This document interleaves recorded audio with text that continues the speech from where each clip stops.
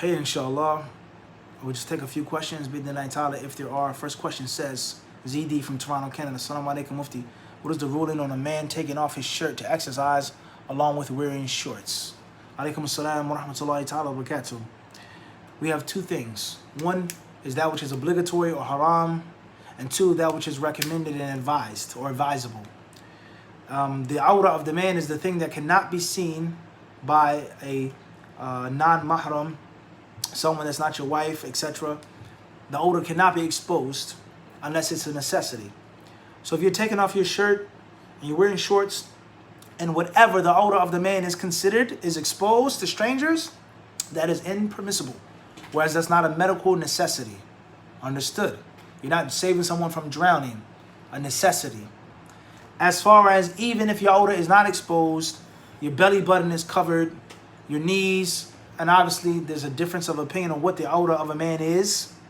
We're not saying that the belly button is awra, but we're just giving a general standard.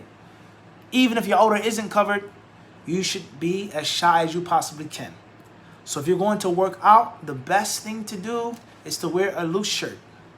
The best thing to do is to wear shorts, and you can wear those leg sleeve thingies that they have under the shorts. Whether you call them tights or whatever, whether they go all the way to your ankle or just beneath your knee, and what you have on the shorts, but you're sweating and it's not bulky on you. As far as just working out with no shirt and shorts, then it's something that I would not advise with for several reasons. I would not advise with that, you being in a public space and just having your shirt off and your shorts. That's something I would not advise with. If you need to work out or teach or whatever, wear a shirt, wear shorts, and inshallah you can practice modesty with wearing the necessary clothing for your whatever you're trying to do of working out and of fitness. That's the best thing to do and the safest thing to do. And Allah surely knows best. Tayyib, moving forward. Next question says, Anwar Ali from London. Assalamu alaikum wa rahmatullah. What is the rule on standing up and eating? Barakallahu fiki ya shaykh. Alaikum salam wa rahmatullahi wa barakatuh. Fikum barakallah. Sit down and eat. Inshallah ta'ala. You can't lose by doing that. You avoid any type of fiqh complexity. The khilaf of the ulama, standing and drinking, is it the same as standing and eating? Is it from the etiquette of shaitan? Is it unbefitting with regards to your morals? Mukhilun bil muru'ah. Sit down and eat. If you have to stand up, if it's a necessity, then do so. If you don't have to stand up and eat, you should sit down and eat. Also from a medical standpoint as well. However, standing and eating is not exactly as standing and drinking. And the ulama of Islam, they differ themselves on standing and drinking. And that's what's mentioned textually. There's nas about eating or standing and drinking.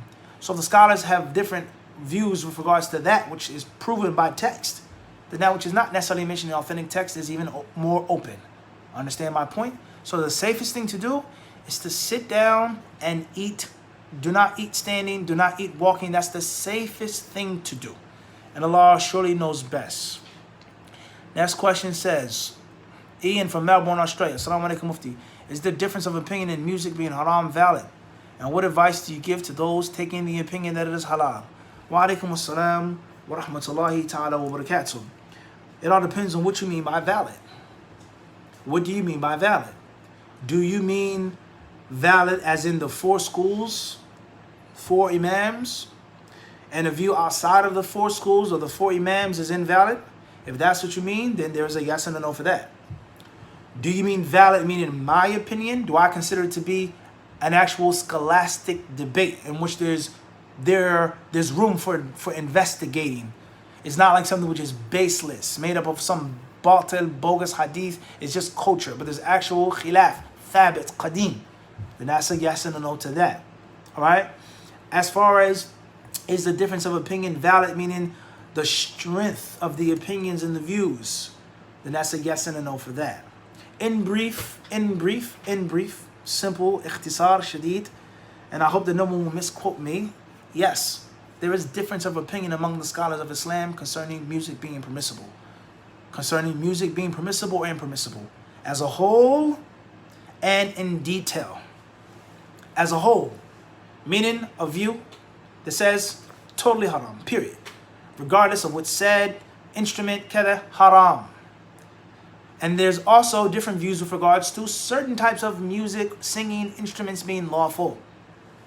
With regards to the lyrics that are foul and lewd and obscene versus the lyrics which are wholesome.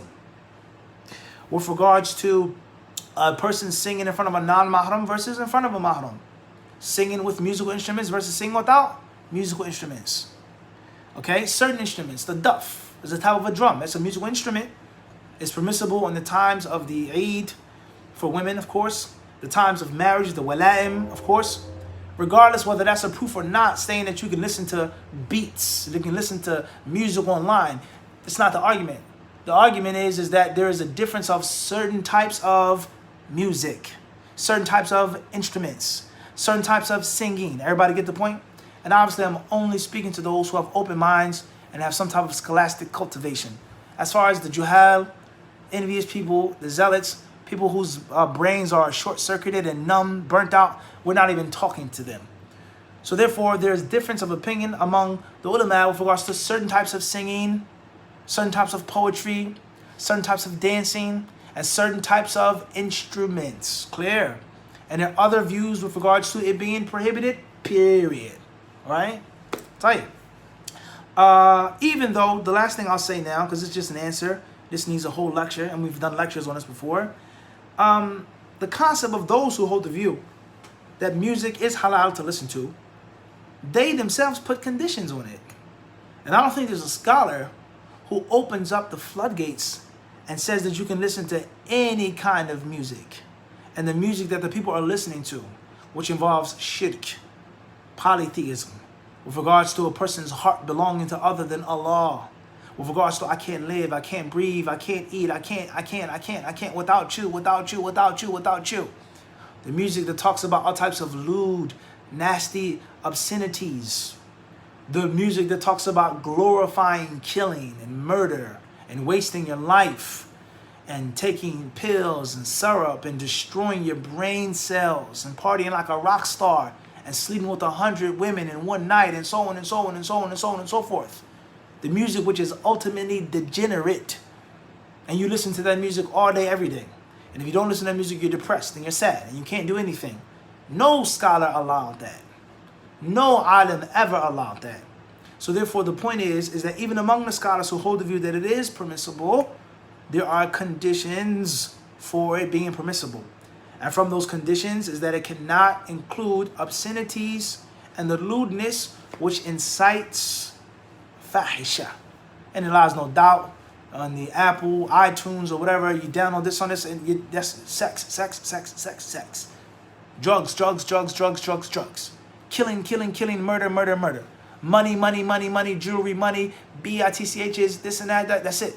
And if it's not that type, if it's clean, then it is a love song in which a person's heart is attributed to other than Allah. And it's shirk muhabba. Even the old, good, clean stuff, the person's heart is attached to other than Allah subhanahu wa ta'ala. And they want to, I want to die if I don't have you. So these are some of the problems. There are other problems, and there are other discussions and other dynamics of the argument of music, which we're not going to get into. There are other dynamics. There are. And both arguments, they have different dynamics. They do. And this is, I'm not saying this, which is my opinion or not my opinion, but I'm being fair. And I'm giving, inshallah, the amana ilmiya, which we were taught in Medina, is scholastic integrity. Someone asks you a specific question, you give the specific answer. All right? Regardless, indiscriminately of your view and your opinion. Okay? So therefore, there are different dynamics of music and singing and dancing. There are different ins and outs, different arguments, different proofs for and against, etc. But be mindful of what your son is listening to, what your daughter is listening to. Be mindful of the music of then and of music of now. And even among non-Muslims, the music of the 60s and the 40s and the 50s is not like the music of 2020. The music of the 90s, the rap of the 90s, is not like the rap of 2020, which is pure, absolute, 1000% garbage. Garbage. Versus someone who's rapping or singing in which there was a message, in which there was some type of consciousness, in which this rapper is telling you the horrors of the street life. Horrors. You don't want to live that life with dope fiends and drug addicts and people shooting you, and you don't want bullets entering and exiting your body. You don't want to live your life like that. You can't trust no one. You can't sleep. You don't want to be in a state penitentiary. You don't want to be in a place in which is a grown man telling you to wash up and to do. You don't want to live that life. That was the message of many of the raps of the past. As far as the stuff today, they're glorifying you drinking syrup and taking pills all day, every day. My life is about a chain and a diamond watch. So there's a difference even among that. So that's the point that we're trying to get to. Allah subhanahu wa ta'ala surely knows best. We will stop here. Jazakumullahu khairan for tuning in. Sallallahu alaihi wa sallam wa barak. Ala abdi wa rasuli nabina wa imamina Muhammad.